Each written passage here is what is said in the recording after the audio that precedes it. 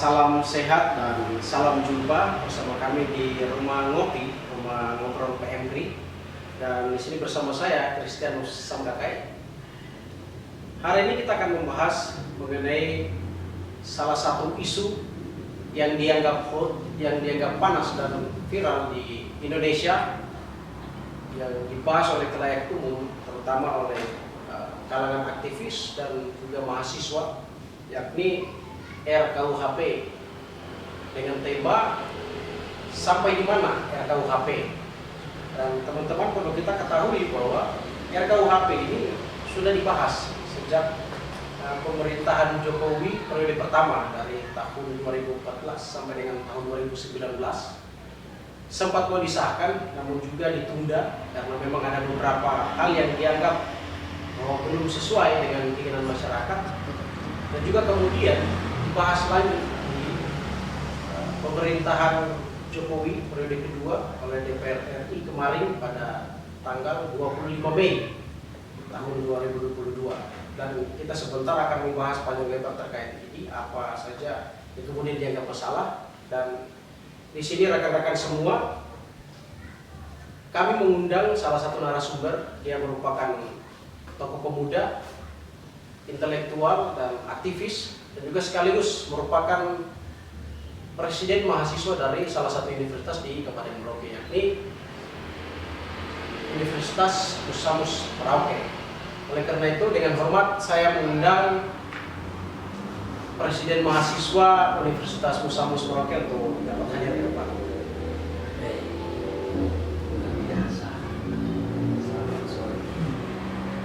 Selamat sore, Pak. Selamat sore.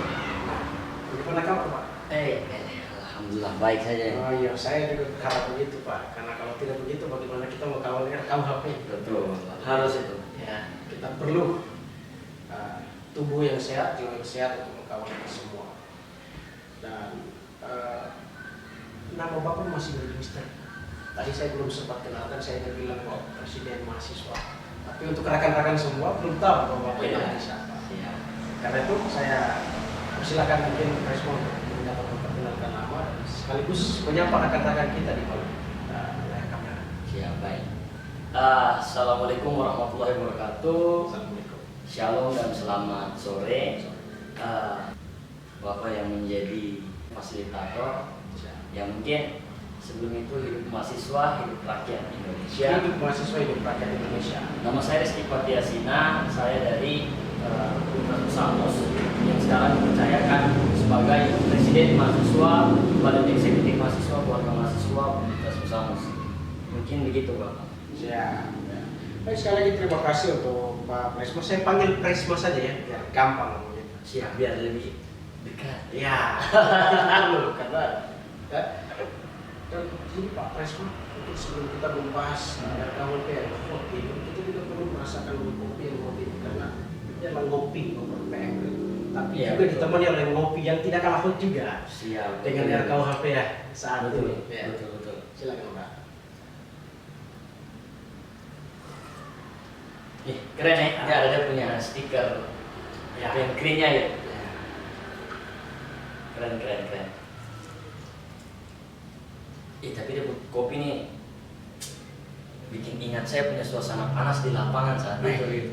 Sebagai mahasiswa, sebagai agent of change, mengkontrol sosial. Siap. Luar biasa. Baik Pak Presma,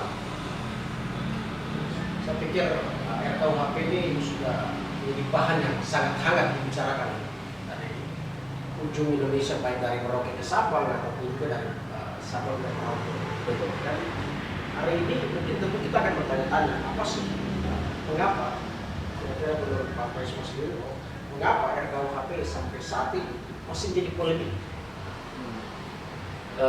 Jadi sebenarnya ini menjadi masalah yang kontroversial di Indonesia. Mungkin Bung juga sendiri sempat mengikuti bagaimana gerakan-gerakan yang dibangun oleh seluruh kaum aktivis, baik itu dari pemuda maupun mahasiswa, tentunya melihat keadaan bangsa. Karena hari ini RKUHP itu menjadi momok yang cukup mengerikan di tengah-tengah masyarakat. Kenapa? karena ada beberapa pasal yang menurut para kaum aktivis ini mencederai demokrasi. Apalagi pemerintahan kita yang saat ini sudah mulai baper dengan kritikan-kritikan dari para kaum muda kan. Padahal justru melalui kritikan-kritikan itu bangsa ini menjadi besar begitu. Nah, tetapi ada suatu benteng yang ditanamkan, ada suatu benteng yang dipasang di depan di antara masyarakat dengan pemerintah yang saat ini.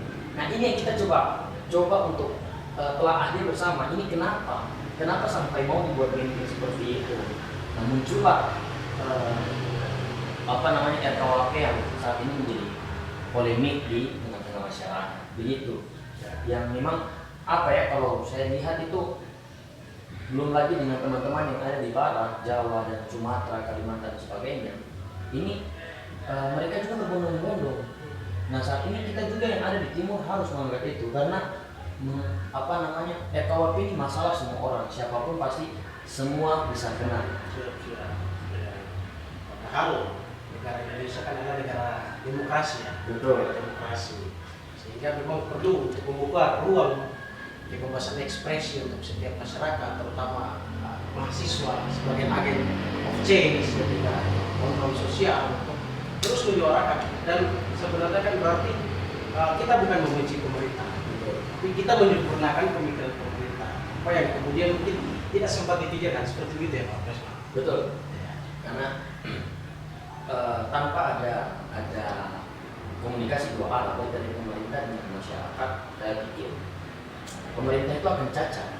Kenapa? Karena sudah terlalu over terhadap kekuasaan. Nah, itu yang kita lihat. RKUHP ini sebenarnya untuk siapa? Seyogyanya kan kalau kita melihat dari berbagai aspek, RKUHP untuk masyarakat dan untuk juga pemerintah. Nah, tapi dengan adanya RKUHP justru sebaliknya, dia malah membatasi ruang-ruang itu antara masyarakat dengan pemerintah. Nah, ini yang sangat riskan sebenarnya. Mungkin begitu Pak, kalau saya berpikir seharusnya memang kita kaum muda harus lebih peka dengan keadaan sosial, khususnya dengan RKUHP ini begitu. Dan ada beberapa isu yang kemudian beredar bahwa RKUHP di draftnya belum dipublikasikan sehingga itu juga menjadi keresahan mahasiswa sendiri. Kemudian Pak, tadi sempat disampaikan bahwa ada beberapa pasal yang kemudian menjadi keresahan bersama dari para aktivis masyarakat seluruh Indonesia dari Sabang sampai Merauke, terlebih khusus juga mahasiswa di Kabupaten Merauke. Kira-kira mungkin bisa disampaikan pasal-pasal apa saja yang kemudian dianggap bermasalah? Iya. Jadi betul yang tadi kalau bilang draft RKUHP ini waktu itu belum dibuka kepada publik. Karena memang kemarin yang kita ributkan dan kita perdebatkan itu perihal keterbukaan menjadi trending topik kita saat itu. Buka pasal-pasal ini. Yang artinya yang dibatasi kepada masyarakat. Kita dari BEM juga mencari. Selama kurang lebih waktu kami turun ke jalan itu 3-4 hari itu kami coba buka draft RKUHP lewat DPR punya media sosial ataupun dari websitenya begitu.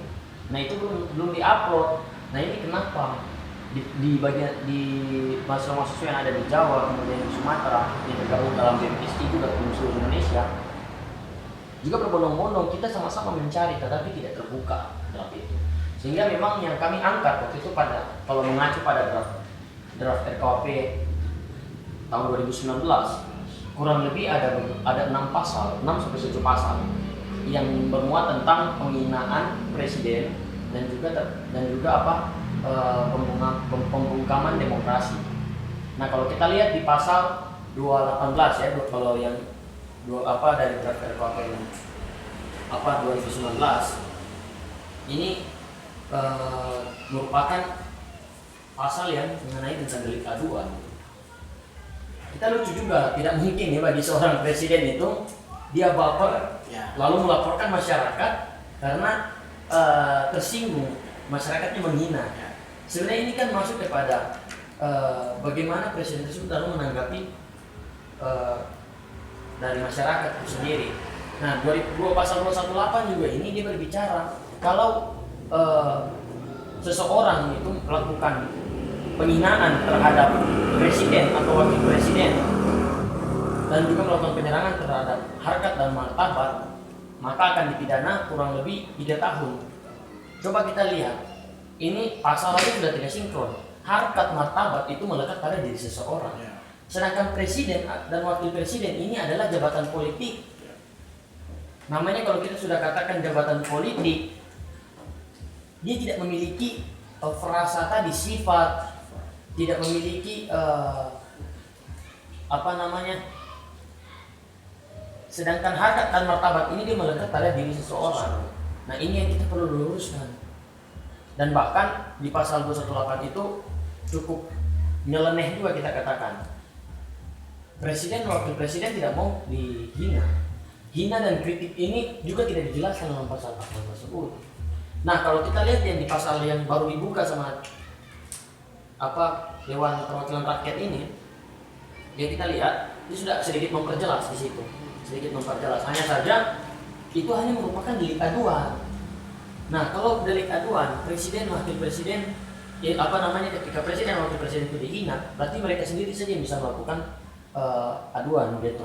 Tetapi konyol juga kalau kita lihat kalau presiden ini dia mau membatasi, apalagi sampai melaporkan WPL. Lucu gitu ya? Siap. Nah, itu yang sebenarnya menjadi ayo mahasiswa angkat ini. Terus ada lagi di pasal 240 dan 241 ini lebih kepada pemerintahan yang sah. Kalau pemerintahan yang sah, setiap orang melakukan penghinaan terhadap kepada pemerintah yang sah, baik ya kalau di 40 kan itu penghinaan, kalau ini dia perkuat, di 241 dia perkuat dengan kalau lewat media sosial, lewat teknologi informasi. Nah, kalau dibilang pemerintah yang sah berarti dari pusat sampai ke RT bahkan yang harus kita jabarkan dia kan. Nah, penghinaan dan kritisi ini kan memang kata yang perdebatkan dari nasional sampai kita yang ada di daerah ini kan. Cuman pemerintah itu memang letaknya tempatnya dikritik, tempatnya untuk terus kita sampaikan kekurangan-kekurangan daripada yang kinerja mereka saat ini. Nah, kalau dengan adanya RKUHP ini justru yang tadi dikatakan menutup ruang-ruang berekspresi tadi. Terus di pasal, kalau di RKUHP 2019 itu di pasal 273. Nah, 273 ini kan dia lebih kepada setiap orang yang mau melakukan pawai dan unjuk rasa tanpa pemberitahuan maka dipidanakan 1 tahun. Tapi yang terbaru yang baru dibuka ini itu 6 bulan saja. Tapi tidak dijelaskan lagi yang dimaksud pawai ini yang bagaimana. Karena namanya unjuk rasa pasti itu akan menciptakan huru-hara untuk kepentingan umum kan, kepentingan umum. Nah, ini yang lucu. Kalau di Undang-Undang Nomor 9 Tahun 98 kita hanya dibubarkan. Nah, ini dipidana 6 bulan. Berarti kan secara tidak langsung berarti sudah membunuh demokrasi. Iya. Dan itu sekaligus menggagalkan Undang-Undang Nomor 9 tahun 1998. bukan menggagalkan tapi melemahkan. Ya. Dia melemahkan. Betul. Terus di beberapa pasal lagi kayak 353, 354 ini juga terhadap lembaga negara. Sama dia perkuat di teknologi informasi juga ada. Jadi saya pikir sebenarnya 2 isu saja ini tentang penghinaan presiden dan juga tentang demokrasi itu menuai banyak permasalahan. Bagaimana dengan 12 isu yang lain? Ini kan 14 isu yang sekarang lagi digencarkan kan. Nah, ini baru 2 isu, bagaimana dengan 14 isu yang lain? 2 isu saja ini mengandung kepentingan masyarakat umum, halayak umum. Diangkat tentang halayak umum punya kepentingan. Dan kalau ini kita biarkan, otomatis sebagai mahasiswa kita tidak bertanggung jawab atas social of controlnya kita yang menjadi hakikatnya sebuah mahasiswa tersebut. Nah, ini yang coba kita angkat karena pasal-pasal yang tadi sudah disebutkan itu memiliki rekam jejak yang pasti ada alasan di situ. Kenapa sampai mereka memperkuat di pasal-pasal tentang pemilihan presiden, apalagi juga tentang demokrasi. Itu yang masih kita mencari alasan kenapa sebenarnya, ada apa di balik itu. Dan di Merauke sendiri saya melihat bahwa Pak Presma juga sekaligus adalah salah satu penggerak aksi yang kemudian melakukan aksi soal RKUHP di Kabupaten Merauke kemarin sekitar tanggal 6 ya. Tanggal 6. Ya, tanggal 6. Dan pada saat itu ketika Pak Presma dan rekan-rekan semua mengantarkan aspirasi ini ke DPRD Kabupaten Merauke, kira-kira bagaimana tanggapan dari DPRD itu sendiri? Nah, jadi mungkin kalau bicara soal aksi yang kemarin, saya bisa angkat dulu dari yang sebelumnya kita pernah turun itu di tanggal 30. Tanggal 30 itu termasuk Pemkri juga turun dan juga dari Cipayung yang lain. Dan ini menjadi start kita angkat di tanggal 30. Tapi tanggal 30 itu tidak ada. Tidak ada kita punya Kegiatan. ya, bukan perwakilan rakyat itu. Orang-orang perwakilan rakyat tidak ada di gedung itu. Cukup ngeri begitu. Ngeri karena baru kali ini dalam sejarah pergerakan dan sejarah kita mengantarkan aspirasi, tidak ada satupun orang di dalam gedung itu. Ya mungkin dari sini kita coba melihat kepedulian dari wakil rakyat ini. Kemudian tanggal 6 kita turunin, tanggal 6 kita turun jilid 2-nya ya. Kalau Mas Roy bilang ada jilid 1, ada jilid 2, jilid-jilid gitu. Jadi di jilid 2-nya ini mahasiswa coba angkat. Waktu itu melalui Korlap, itu Berambi waktu itu, dan juga saudara Katang. Mereka dua yang memimpin gerakan aksi itu. Dari Musa gerakan aksi itu. Yang memang sama patron gerakan kita masih sama, yaitu untuk mengikuti bagaimana gerak RKUHP ini harus sampai ke pusat. Karena tanggapan dari DPRD itu banyak yang multitafsir menurut saya itu. Karena selaku perwakilan rakyat seharusnya mereka menampung ruang dialog dengan mahasiswa. Tapi sampai di sana itu kami menyerahkan petisi. Ya memang betul. Di tanggal 30 itu baru saja kita merayakannya, menerima RUU PPS gitu. Tetapi di satu lain sisi kami juga mahasiswa tetap harus angkat masalah nasional ini. Nah di tanggal 6 ini memang dari perwakilan rakyat itu menyampaikan kalau teman-teman mahasiswa kami akan coba mengantarkan aspirasi tersebut. Itu kita kunci. Kita kunci di situ. Kita kunci pokoknya melalui Korlap waktu itu, melalui Berampi, Ibu, kami akan kawal terus. RKUHP itu sudah sampai di mana dan sampai di mana. Artinya kita harus tahu dia sudah sampai di mana. Nah memang waktu itu sudah dikirimkan langsung. Jadi pas kita turun aksi, masuk ke dalam ruang DPR, masuk paksa itu ya kita. Masuk paksa, siap. Masuk ke ruang DPR, memberikan petisinya kita. Nah segera langsung dikirim kepada Ketua DPRD. Ketua DPRD waktu itu sudah ada di Jakarta karena beliau ada kegiatan daerah Jakarta, sehingga langsung kita desak sehingga itu harus sampai kepada Kemenkumham dan juga DPR RI dan langsung itu. Nah makanya kami juga sedikit bersyukur karena ketika turun aksi langsung dikirimkan dan langsung segera diprogres di sana. Jadi sementara ini tetap terus dikawal sampai Pasti itu berita dari atau tanggapan langsung mungkin dari DPR RI kemudian bisa dikibarkan atau diserahkan kepada kami sehingga kita juga bisa cukup lega soal RKUHP ini ya, karena hari ini masih menjadi polemik. Dan nanti Pak Pres sampai hari ini adakah naskah akademis yang mungkin sudah diperoleh terkait yang menjadi rujukan dari RKUHP ini sendiri? Nah, naskah akademis ini masih menjadi catatan sebenarnya, karena masih mengacu pada naskah akademis yang kemarin yang melalui draft 2019. Karena memang RKUHP ini kan masih sementara dikaji. Betul kalau dikatakan hari ini penguatannya DPR adalah ini peninggalan kolonial dan ini telah sukses sehingga menjadi catatan begitu. Draft RKUHP atau draft akademis yang kemarin dipakai masih sama acuannya begitu. Masih sama, hanya saja ada beberapa pasal yang memang dirubah. Itu yang menjadi pertanyaan sebenarnya.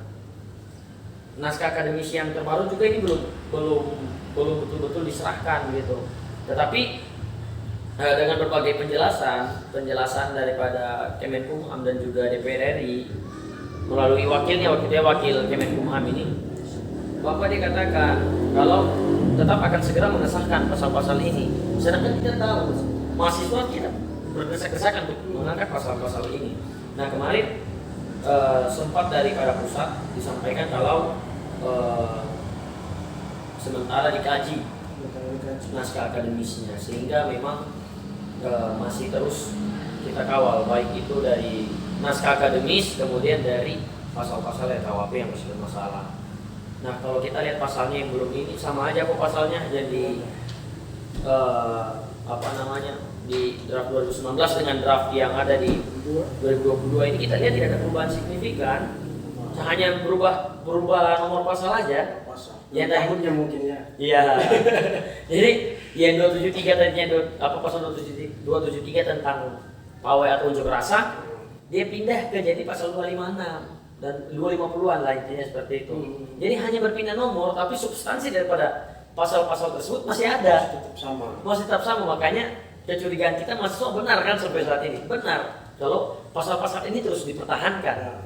Nah, kekhawatirannya kita walaupun ada naskah akademis, tapi kalau masih tetap dipertahankan sama Kemenkumham dan DPR RI, sama saja pasal-pasal tentang dua isu ini tentang penghinaan maupun demokrasi tetap kita akan di-cut lewat undang-undang ini. Makanya bermonong-monong lewat daripada gerakan mahasiswa ini bukan hanya melihat jumlah pasal ataupun pasal-pasalnya saja, tapi substansi dari pasal-pasal tersebut. Kayak pasal penghinaan presiden, pasal demokrasi.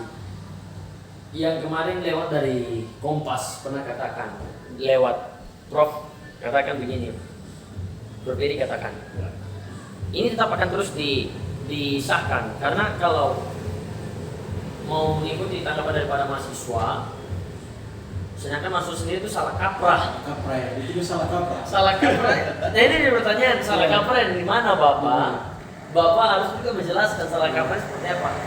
Diperkuat lagi ketegasan. Yang mengartikan izin itu kan mahasiswa itu sendiri. Betul, mahasiswa yang mengartikan itu izin. Karena apa? Melalui pengalaman. Lewat Undang-Undang Nomor 9 Tahun 98 saja harusnya pemberitahuan, tapi oleh penegak hukum itu adalah surat izin. Nah, apalagi RKUHP ini bisa jadi juga jadi izin. Hanya karena pemberitahuan kita dipidanakan 6 bulan, dikenakan kategori 2, dendanya PPL. Siapa yang mau begitu? Sedangkan ini demi kepentingan rakyat. Ya, begitulah yang menjadi jadi sentralnya kita. Dua isu ini saja sudah kuat untuk menggugat DPR RI dalam segera menghapus pasal-pasal karet itu ataupun merevisi. Iya, entah dihapus ataupun revisi, intinya kami tahu pasal-pasal itu tidak mencederai masyarakat dan tidak mencederai iklim demokrasinya kita Indonesia. Berarti ada proses pembukaan terhadap mahasiswa ya. Betul. Karena mahasiswa ini terlalu gencar-gencar untuk kemudian melakukan aksi, menolak apapun yang disampaikan atau apapun yang menjadi produk daripada pemerintah ataupun politik itu sendiri. Betul. Mungkin untuk terakhir, adakah mungkin harapan-harapan dari teman-teman rekan-rekan mahasiswa, aktivis dan juga pemuda yang mungkin bisa disampaikan oleh Pak Tresma? Persilakan. Siap. Tapi saya minum kopinya dulu Oh ya, siap betul. Ini kopinya sudah ada stiker Pemkri nih. Saya merasa semangatnya Pemkri pun sampai kepada saya gitu. Ya, semangat mahasiswanya itu. Betul. Bukan semangat yang lain-lain ya. Dan akhir-akhir ini kan benar bahwa logika tanpa logistik itu berarti anarkis. Saya pikir itu bisa anarkis itu ya. Mungkin bisa dibalik. Ya. Kalau mahasiswa sekarang mau ada logistik ataupun tidak ada logistik bisa diklaim Anarkis, ya. itu menurut mata pemerintah. Makanya sampai keluarkan dari KUHP ini. Jadi sebenarnya yang tadi gue katakan kalau harapan saya mewakili kita punya mama-mama yang ada di pasar, bapak yang ada bapak yang ada di kebun, di hutan dan sebagainya bekerja untuk kita, terutama sama seyogyanya RKUHP ini melihat daripada substansinya segera untuk direvisi. Kenapa? Karena banyak kepentingan daerah itu, contohnya saat ini kita yang ada di Papua ya. Kita tentu mengharapkan suara-suara masyarakat itu tidak dibungkam oleh karena peraturan. Sedangkan kita tahu ibu kota negara baru dipindahkan. Kemudian kita juga yang ada di Papua ini baru mendapatkan Papua Selatan. Dengan adanya pembangunan yang besar-besar, skala besar-besaran begini, pastinya tentu ada kerja sama yang baik dari pemerintah maupun masyarakat. Nah, kenapa RKUHP ini kita terus desak agar titik vitalnya itu ada di RKUHP tadi. Ketika terjadi sesuatu, masyarakat ini tidak punya payung hukum juga kan, belum ada payung hukum untuk masyarakat adat ini. Lalu terjadi sesuatu yang tidak kita inginkan, kemana kita akan mau berlindung? Kemana kita akan mau bersuara? Sedangkan ketika kita mau gerakan aksi massa, lalu dibatasi dengan pemberitahuan, bahkan langsung dipidanakan 6 bulan tadi. Kalau disahkannya, berarti kita secara tidak langsung membiarkan hak barang yang salah ini terus dijalankan. Sehingga harapan kita sama, revisi dulu undang-undang ini atau hapus kalau perlu, karena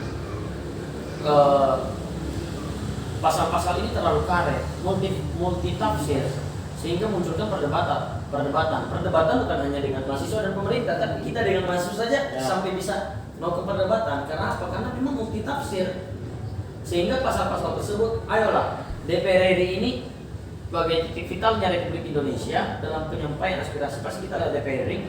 Seharusnya mereka menjadi payung untuk kita gitu, pengayuh untuk kita dalam menyambung lidah-lidahnya masyarakat. Mereka dipilih untuk menyuarakan atau menyampaikan apa yang disampaikan oleh masyarakat. Jangan sebaliknya, justru malah menutup mulut-mulut rakyat. Bagaimana caranya kita mau menyampaikan kepada pimpinan yang kita mau tujui kalau perwakilan kita saja menutup ruang-ruang itu begitu. Nah, itu yang harapan besar kita masuk di Indonesia ini. Begitu pula mungkin dengan teman-teman yang ada di PMK, dengan yang ada di berbagai organisasi lain. Semuanya pasti ingin kalau demokrasi kita tetap terjaga, iklimnya kita terjaga. Tetapi walaupun kita tahu RKUHP itu adalah produk kolonial, tetapi kalau bisa jangan hanya berkuar-kuar soal ini hasil karya anak bangsa yang dari terbaik, tidak bukan hanya itu, tapi walaupun itu karya anak bangsa, tetapi juga memberikan manfaat untuk masyarakat. Apa bedanya kalau karya anak bangsa kalau cuma hanya dirubah tapi sistemnya sama dengan produk kolonial begitu? Salah tadi. Sama menambah masalah begitu. Menambah masalah. Iya. Oke. Baik, terima kasih Krisma. Iya. Terima kasih sekali lagi saya ucapkan terima kasih karena sudah meluangkan waktu memberikan ide dan gagasannya.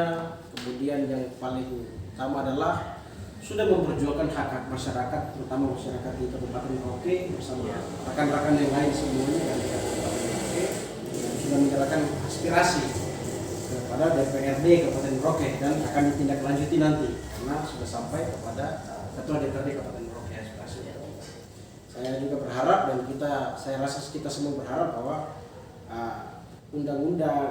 rancangan undang-undang RKUHP ini segera untuk kemudian direvisi atau kemudian memang ada pasal-pasal yang kemudian mencederai iklim demokrasi itu semoga bisa dihapuskan.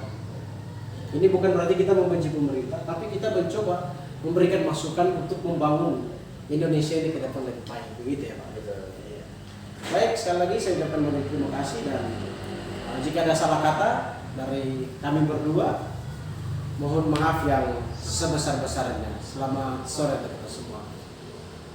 Hidup mahasiswa.